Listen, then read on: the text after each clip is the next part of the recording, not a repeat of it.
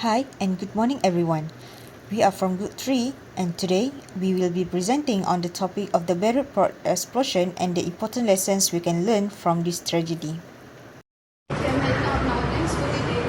And wait, are you going to properly store the chemicals that you just used for the experiment? Actually, it's fine because both produce like chemical. Actually, improper storage of chemical can cause a serious hazard. That's true. Improper storage of chemicals can lead to a various incident, like the one that occurred in Beirut, Lebanon. Oh, I wasn't aware actually. What happened? Oh, let me tell you what happened. On the evening of August 4, 2020, Beirut, the capital city of Lebanon, was devastated by one of the most powerful non-nuclear explosions ever recorded. A massive stockpile of ammonium nitrate, unsafely stored for years at the city's port, detonated, leaving more than 200 people dead and 300,000 homeless. The tragedy was not just an accident, but as a result of deep-rooted negligence and corruption. In this presentation, we will explore how this happened, its impact on the people and the country, and what lesson the world must learn from it. The story of the Beirut explosion didn't begin in 2020. It started in 2013 when a ship carrying 2,750 tons of ammonium nitrate was impounded in Beirut. The cargo, extremely explosive, was offloaded and stored unsafely in a port warehouse. Over the next 6 years, officials repeatedly warned about the danger, but no serious action was taken. On the August 4, 2020, a fire broke out in a nearby warehouse, leading to a small explosion. Then, at 6:08 p.m., the ammonium nitrate detonated, causing a massive blast that destroyed much of the city, killed hundreds, and left thousands injured and homeless. The tragedy shocked the world, not just because of its scale, but because it was completely preventable. Primary causes of explosion is the improper storage of ammonium nitrate, which is kept in adequate conditions without temperature control, proper containers, or security measures.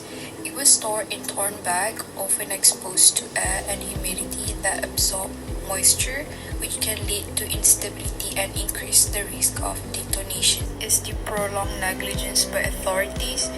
Lebanese officials know that ammonium nitrate was dangerous and requested its removal for years, but warnings were ignored.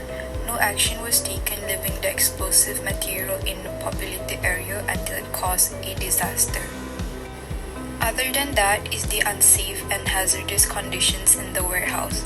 Other flammable materials such as fireworks, wooden pallets, and tires were also being kept in or near the same warehouse. These materials further increase the fire load, a technical term for the amount of combustible material in a space, making the site a ticking time bomb. Lastly is the triggering fire and ignition.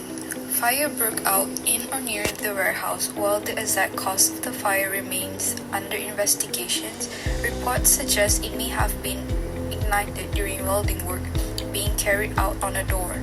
As the flames spread, they reached the fireworks and other flammable substances stored in the warehouse. These smaller explosions and the heat likely triggered detonation of the ammonium nitrate. The result was a colossal explosion. For the human impact of this explosion, over 220 people were killed and more than 6,500 were injured. Many suffered serious burn, blast injuries, and amputations. Widespread trauma and mental health issues arose, including PTSD, anxiety, and depression.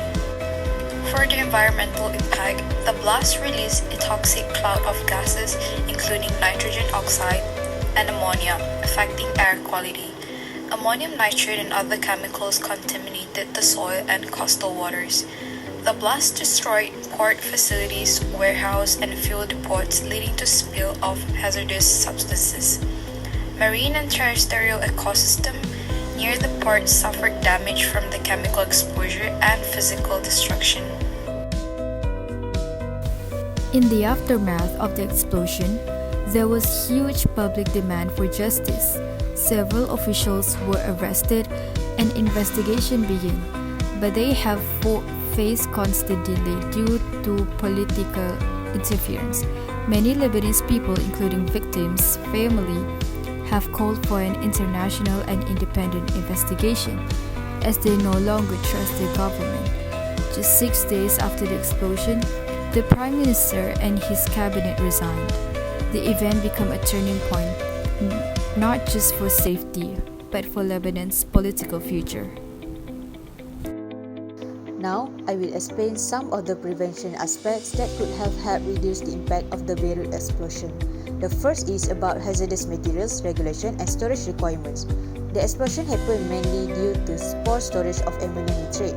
It was kept in large amounts in unsafe condition and exposed to heat and other reactive materials. This shows a serious failure in regulation. To prevent such incidents, government must enforce strict safety rules for storing and transporting hazardous substances. These materials should always be kept for residential and populated areas. The second point is the use of laminated glass in urban areas. After the explosion, many people were injured by broken glass. Using laminated glass in buildings can reduce the risk. Laminated glass is designed to resist blast waves, helping protect people from serious injuries. We move to the next point.